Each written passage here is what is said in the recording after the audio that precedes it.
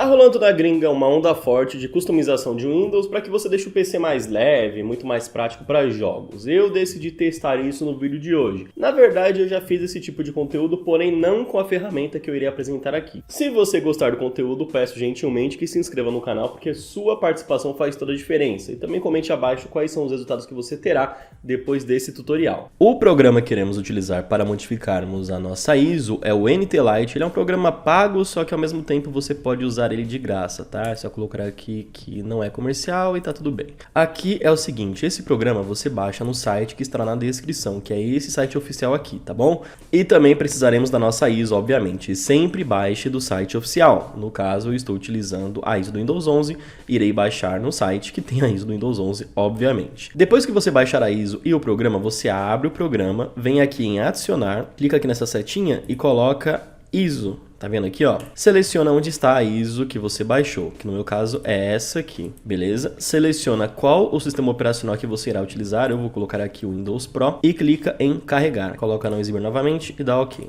Beleza, depois que carregar aqui, você tem as opções aqui no canto esquerdo.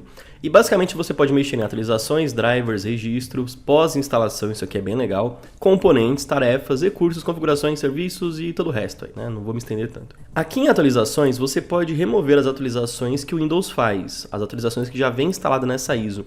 Eu não recomendo que vocês façam isso.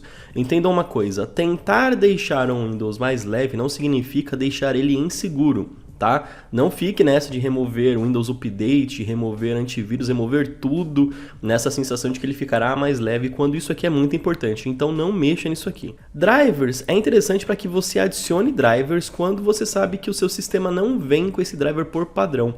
Tem muita placa-mãe que não vem o driver de rede, então se você já tem baixado, você pode colocar aqui. Mas o importante mesmo tá aqui, ó, remover. Aí aqui, quando você clicar em remover componentes, ele vai ter essa mensagem de que você tem que ter cuidado com o que você está removendo e tal. Não exibir novamente, ok.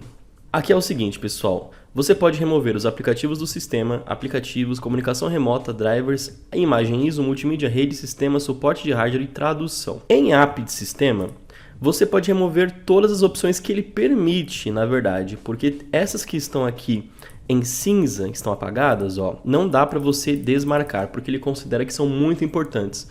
E então, você só pode remover as que estão ativas. No caso, eu posso remover aplicativo de bloqueio de tela, eu posso remover diálogo de credencial, experiência do Windows Shell, eu posso remover indicador de status de conectividade, é muita coisa que eu posso remover. Narrador, recursos de família, remover dispositivo de segurança, tela de bloqueio padrão do Windows eu posso remover, visualizador de web, tudo isso aqui que está marcado você pode tirar, beleza? E sempre que aparecer essa caixinha você aperta em sim. Aqui embaixo é a mesma coisa, então aqui em aplicativos, ó, aplicativo do Xbox, eu não quero isso, né? Cortana, não queremos Cortana. Não queremos o Clipchamp também, nem lembro o que isso aqui faz. Dicas, não quero extensões de vídeo, apesar que isso aqui eu acho melhor não desmarcar não. É muita coisa que dá para remover, e se você quiser, isso aqui é melhor deixar. E se você quiser remover coisas de vez mesmo, assim, sem perder o tempo selecionando tudo, é só você selecionar a caixinha e dar sim em todos. Em recursos, eu também recomendo que vocês não mexam em nada, tá bom? Configurações, também não mexa nisso aqui. Aqui em autônomo é interessante porque você pode criar, ó, aqui em cima você ativa e aqui eu posso adicionar uma conta local. Então, por exemplo, eu vou colocar aqui usuários. Já vou colocar aqui o meu nome, né? Marcar aqui também. E ok. Venho aqui em aplicar, daí eu coloco aqui em criar ISO. Seleciono onde que essa ISO vai ser criada, vou colocar aqui em imagens, Windows 11 Leve, Windows 11 Leve. Depois disso você clica em processar e aqui ele vai pedir para você desabilitar temporariamente o Windows Defender, porque ele pode identificar isso aqui como algum malware, então não se preocupe quanto a isso. Você clica em sim, desativa a proteção em tempo real, beleza? É temporário, tá? Não se preocupe. E agora a gente espera a criação. Beleza, aqui está concluído, você pode dar OK e aqui reativar o seu antivírus, né? Por favor, não deixe isso desativado.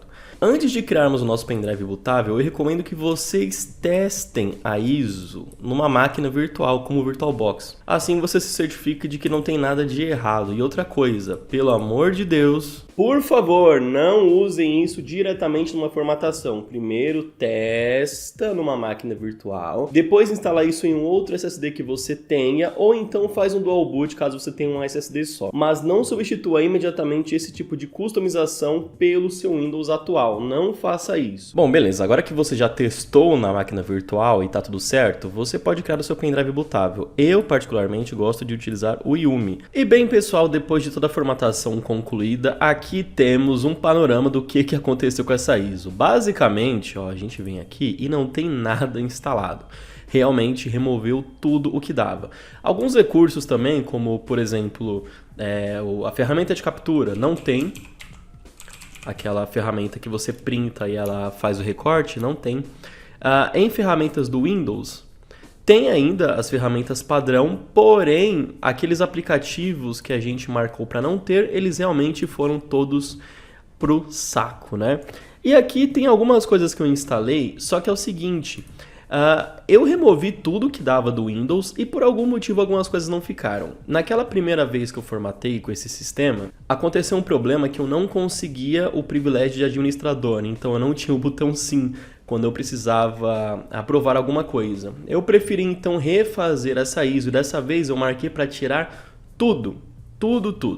E por algum motivo veio ainda o wallpaper, né? Veio ainda esse botãozinho de clima aqui no canto que eu queria remover. Não. Esse Windows ele está totalmente capado. Então aqui, se a gente colocar em gerenciador de tarefas, repara que ele tem pouquíssimos processos rodando e eu estou utilizando aqui um programa de gravação, além de coisas que eu instalei porque eu precisava para fazer esse vídeo. Se eu ficar parado aqui sem mexer em nada, ele fica em 7% e 5.5 de memória. Lembrando que eu estou gravando. Se eu remover a gravação, como aparece aí para vocês, ele fica em 0% do CPU e a memória reduz também.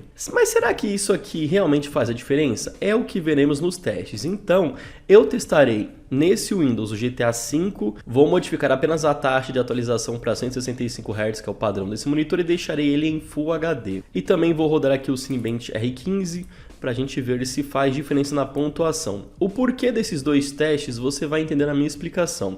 E eu também não vou gravar a tela para evitar que isso atrapalhe no desempenho do computador.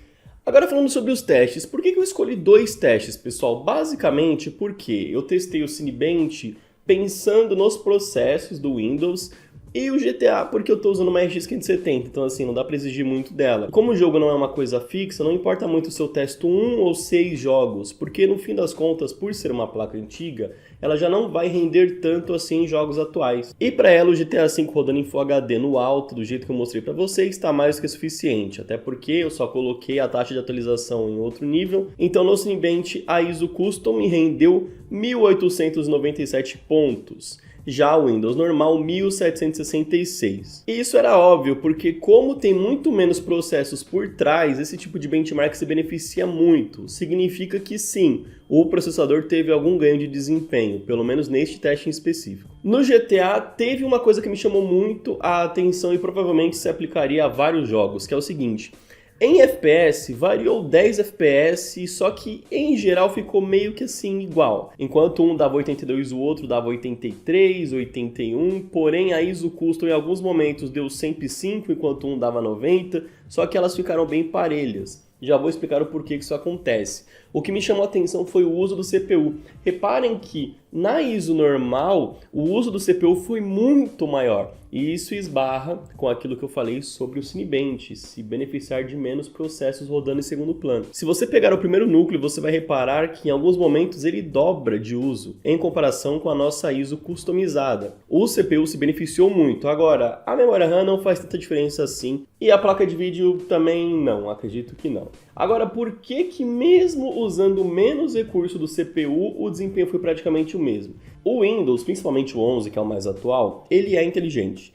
E é difícil, é muito egocentrismo da minha parte, na verdade, eu falar para vocês que eu consigo, ou que algum youtuber ou alguém num blog consegue melhorar um sistema que tem por trás mais de 1000 pessoas trabalhando, entende? Então o que dava para otimizar, eles já otimizaram, até porque eles não ganham nada trazendo um sistema que te dá problema. O jogo não se beneficia tanto porque quando o seu Windows está em carga máxima, ou seja, se você rodar alguma coisa que está puxando muito do computador, Os outros processos em segundo plano são pausados imediatamente, para que o sistema consiga dar conta dessa demanda. É por isso que, se você tem 50 coisas abertas de fundo no computador e não tem nada aberto no computador, se você rodar um jogo pesado, provavelmente não terá tanta diferença assim. No benchmark sintético, essa diferença aparece porque é um teste extremamente específico. Ele é um teste que usa todos os recursos possíveis do computador, e nesses casos faz toda a diferença. Por isso que em campeonatos de overclock de CPU, as pessoas desativam todos os recursos possíveis de interface, deixa tudo o mais cru possível, porque cada 0,1 ponto que você consiga por conta disso faz a diferença. Agora, para uso normal, no dia a dia, não. Pô, Felipe, então você está falando para mim que não adianta fazer esse tipo de coisa? Na verdade adianta, só que entenda uma coisa, isso é para um público específico. Se você tem um computador fraco, entenda fraco, um computador que roda os jogos com a especificação mínima possível, ele se beneficiará por quê? Porque de fato, se você conseguir esse 0,1 pontinho a mais, 0,2 pontinho a mais, no fim das contas você consegue um desempenho um pouco melhor. Então talvez o seu jogo de 50 rode a 60, ou ele já roda a 60, mas ele tem quedas bruscas aqui, pode ser que ele não tenha mais. Agora, se você tem um computador que já tem um hardware que dá conta minimamente de um jogo, se você tem, por exemplo, mais de 8 GB de memória, uma placa de vídeo que roda o jogo minimamente bem, dificilmente esse tipo de modificação fará a diferença. Só que veja que não é totalmente inútil esse tipo de ferramenta. É muito útil quando você olha como uma otimização de uso e não de desempenho. Otimização de desempenho é quando você quer aumentar o desempenho, obviamente.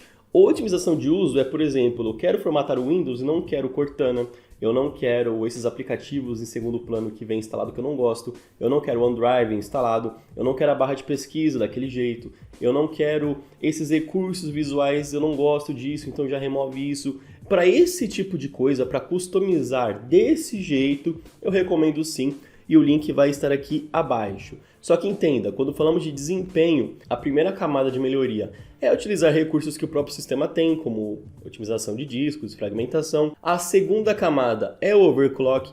Ah, Felipe, mas eu não manjo muito de overclock, eu tenho medo. Então, é por isso que há um tempo atrás eu criei um e-book muito legal de overclock, que se chama o Rei do Overclock. E ele tá com uma promoção muito boa, então você paga menos de R$10 e aprende tudo que você precisa para melhorar o desempenho do seu computador. O link vai estar aqui na descrição com o cupom de desconto, só que aproveita que já vai acabar. E a última camada, a mais eficiente, é o upgrade de hardware. Então, às vezes, ao invés de ficar quebrando a sua cabeça mexendo em Windows, um SSD melhor ou uma placa de vídeo um pouco mais forte já faz muito mais diferença do que isso. Só que como eu não sou dono da verdade, por favor, participe desse vídeo e comente abaixo o que você faz que melhora muito o desempenho do seu computador. Eu espero que vocês tenham gostado do vídeo e até o próximo, pessoal. Fui!